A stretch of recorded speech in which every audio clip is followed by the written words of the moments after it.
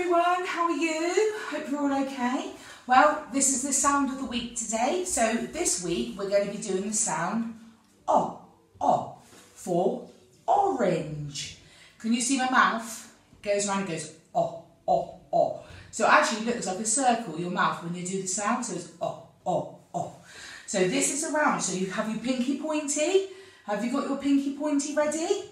Now with this, you just go all around the orange. All around the orange. O. Now, if I get my piece of paper and pen, I have it here to see whether you can copy me as well. So when we do it, we just say it out loud as well. And we go all around the orange. And again, all around the orange. See, looks like two eyes. Oh, look. Give it eyes. Oh, I just want to do a nose and a smiley face. Yay! So today for my O, I have got some oats. Oats.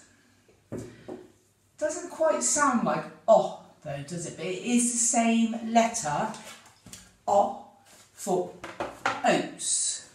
Now the next one I've got is a orange. The next thing I've got, mums and dads will know what this is. Now this is olive oil.